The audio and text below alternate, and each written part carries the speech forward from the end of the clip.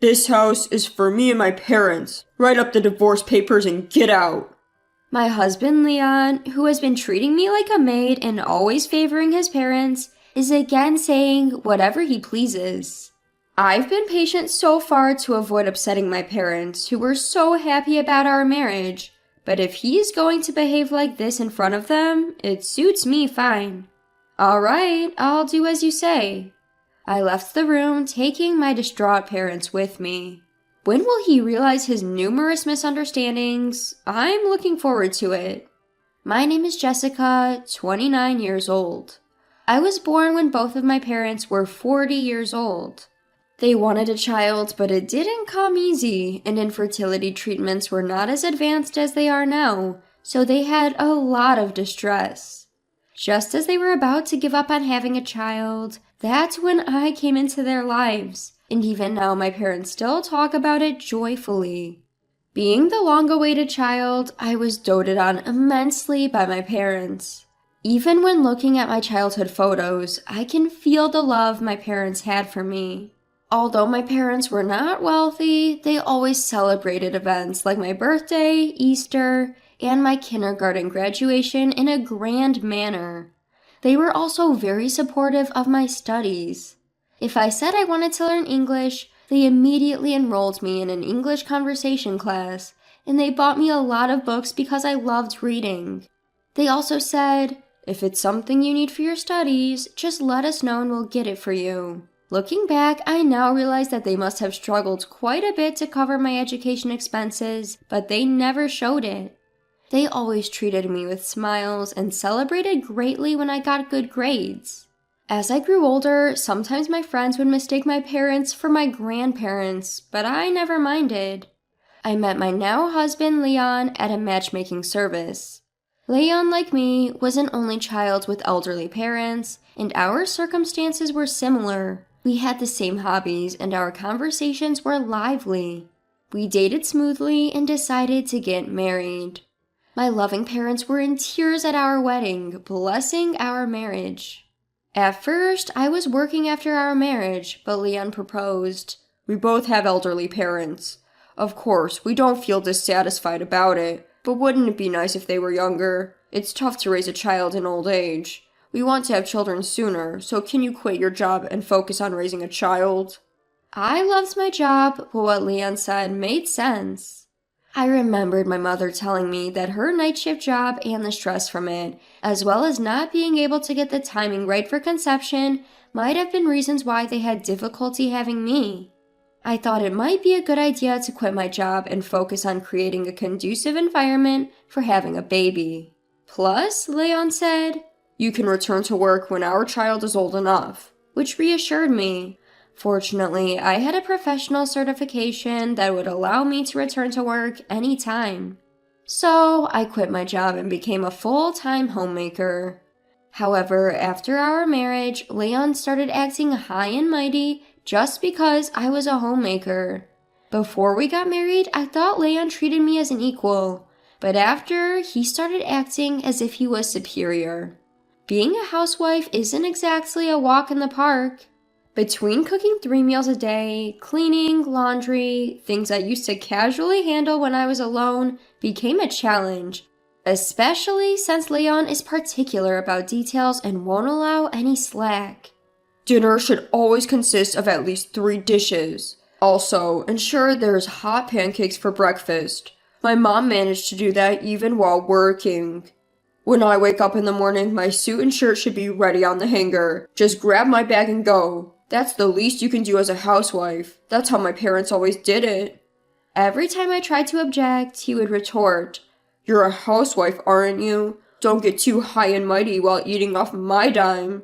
That became his catchphrase. Despite his complaints about me eating off his dime, the money Leon gave for household expenses was barely enough. I spent my days scrutinizing our budget, constantly scouring the internet for money-saving tips. One day, given the situation, I mused out loud, maybe I should go back to work. Leon responded with, "Didn't you say you used to work at a law firm? Being a secretary there won't make much money. I won't allow you to neglect housework for that." So he wouldn't even let me return to work. I wondered if Leon was misunderstanding something. However, by this time, I was too tired of his constant complaints and shouting to argue. And truthfully, I wasn't sure if I could maintain the quality of housekeeping and care for Leon if I was also working. Moreover, I didn't want to upset my parents, who were so happy about our marriage, so I couldn't confide in them. But it wasn't just Leon's attitude that bothered me. He frequently invited his parents to our house. Mother's Day, Father's Day, his parents' birthdays. He would find any excuse to invite them over and have me prepare the meal. On these occasions, Leon would give me extra money, instructing me to buy some good fish or make a steak from premium beef. Every time we hosted his parents, Leon would give them gifts. His parents would eat and drink to their heart's content, treating our house as if it was their own, without thanking me, and then they'd leave. Once, I asked Leon, I think it's great that you honor your parents, and I don't oppose it, but can we also invite my parents occasionally? Leon immediately turned sour and snapped. Why would we do that? Understand this. I'm the one paying for the meals and gifts. Why should I spend money on your parents who aren't even blood related to me? He dismissed the suggestion. Resigned, I started secretly using my savings from before I was married to buy presents for my parents. Then one day, my parents contacted me looking troubled. They told me there was a fire in the apartment next to their house, and part of their home was burned down. Thankfully, they were unharmed, but the house required major repairs. They were temporarily living in a makeshift house. I decided to visit my parents. Even though they were going through a tough time, they welcomed me warmly. When my father gently asked, "Is your marriage going well?" a twinge of sadness hit me as I replied, "Yes, we're getting along all right." When I inquired about their future plans, he explained that their partially burned down house had been standing since my great-grandfather's era and was incredibly old to begin with, so they were thinking about letting it go. They were considering moving into a rental apartment going forward. My mother sighed. "Even though it's an old house, it's filled with memories of Jessica, so it's sad to let it go." At that moment, I made up my mind. I decided to discuss this with Leon when I got home. "Do you remember I mentioned that my parents' house was caught in a fire and burned down? Given their age, I was thinking of buying them a new house, maybe one equipped with accessibility features." Leon curtly retorted, "Huh? Where's the money coming from? I'm not putting in a dime." Just as I'd expected, I replied, "I'm not planning on building a mansion, so it won't be a burden on you. I intend to use my savings from my single days." Leon pondered for a bit, then casually responded, "Guess even a law firm clerk can save that much. Well, if you're not using my money, then it's fine." So I decided to give my parents a house. I felt it was high time I paid back their kindness. Several months later, "Leon, I'm helping my parents move tomorrow," I told him. Leon replied, "All right, I got it. But don't neglect your house chores," then retreated to the bedroom. The next day, I went to help my parents move. Unbeknownst to me, a group of individuals had begun tailing me at that point. We carried my parents' belongings into the house, and we were relaxing in the living room. We were all filled with joy at being together as a family after so long. But then Leon and my in-laws suddenly barged in. While we stared in bewilderment, Leon declared, "From today, this is my house." I was taken aback by Leon's sudden appearance.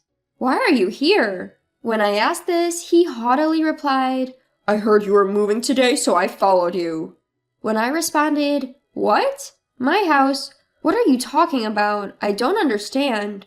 Leon stated, "I've been supporting you all this while. Just marrying someone as clueless as you is something you should be grateful for. My parents have always eaten your terrible cooking with patience. Now it's your turn to return the favor." What a repulsive man. As I stared at him in silence, Leon continued, "I've canceled the lease on our apartment. Take your stuff and get out." At that moment, my confused father started to say, "Lay on this house." But I stopped him from speaking. Strangely calm, a plan was taking shape in my mind. Instead of my father, I said, "This house is our home, my parents and me. What are you talking about?" When I relayed that, Leon replied laughing, "Don't you understand English? I'm saying the house you bought was my house all along. This is now my parents' house and mine. Oh, I also left divorce papers at home. You be sure to submit them." Ignoring my parents' attempts to speak, I told him, "All right, I will follow your instructions." Then I asked the movers to reload the truck we had just unloaded, instructing them on what to do. As this happened, another truck arrived, carrying Leon's and his parents' belongings. I reassured my unsettled parents by saying, "I will explain everything later. Just follow my instructions for now." We then left the house together. During our ride, I explained to my parents what was going on. "Listen, I've kept quiet about this until now." Once they heard everything, they understood and praised my actions. It reminded me of the joy I felt as a child when I was praised by my parents. A few weeks later, I got repeated calls from Leon. Reluctantly, I answered the phone. Without waiting for my hello, Leon shouted, "Hey, isn't this the house you bought? Someone just told me they're going to call the cops if I don't leave." "Yeah, that's correct. So when you said that house was ours, I was taken aback. That rental was your house, huh?" I replied, laughing. This made Leon absolutely livid. "Hey, quit mocking me. Just explain it. Wasn't that house bought for your parents?" Then I explained everything to Leon step by step. The house that I had bought for my parents was under renovation after the purchase. However, the day before moving in, the renovation company told us, due to our mistake, the work will not be finished on the scheduled date. It was entirely the renovation company's fault. Since they had contacted us in the evening, it was too late to cancel the movers. The renovation company, taking responsibility for their mistake, arranged a rental house for us to live in until the real house was ready. It was a model home that had finished its exhibition period. We planned to live there until the renovations were completed, but Leon and his parents moved in by mistake. When my parents tried to clarify, I decided to get revenge based on Leon's terrible misinterpretation. After that, I stored all of our belongings in a rented storage unit and lived in a hotel with my parents. Meanwhile, I submitted the divorce papers prepared by Leon as he had instructed, and that's how I got divorced from him. My parents told me you should have consulted us sooner. However, I think things turned out for the best. I was able to spend time with my parents and managed to divorce Leon. Now, I'm living with my parents in our newly renovated house. I've deliberately not shared our new address with Leon, so he has no idea where we live. Leon once asked me, "But how are you going to support yourself without me? You were just a stay-at-home wife, right?" With a sigh, I answered, "You know, I didn't expect you to be under this misconception for so long, but my profession is a lawyer, you know?" "Huh?" Leon seemed shocked and responded with a confused reply. When I first met Leon at a matchmaking service, he asked me what I did for a living. I told him that I worked at a law firm. He assumed I was a secretary. I let him believe that because when I'd previously mentioned being a lawyer, people often remarked how stuffy it sounded or how they didn't like being corrected based on the law. I hadn't imagined he'd continue to mistake me for a secretary after that. It showed how little interest he really had in me. I guess Leon wanted a housewife more than a partner. I think the reason he asked me to be a stay-at-home wife was just that. I bought the house with the savings I had from my time as a single lawyer. "If you explain that, well, we're married, so I should have a claim to the property." I responded, "The savings I had before marriage are mine, and they're not subject to property division. If you have a problem with that, we can go to court, but I'll win, of course." Hearing this, Leon fell silent on the other end of the phone. I ignored such remarks from Leon, saying, "Well then, goodbye. Be nice to your beloved parents." And with that, I hung up the phone. I heard about what happened next through a fellow attorney who used to be my colleague. Leon kept contacting me, unable to accept the situation, so I reluctantly decided to communicate with him through my attorney. Leon was insisting on me returning the money we had spent during our married life. However, after discussions through the lawyer, he understood that it was not feasible and seemed quite disappointed.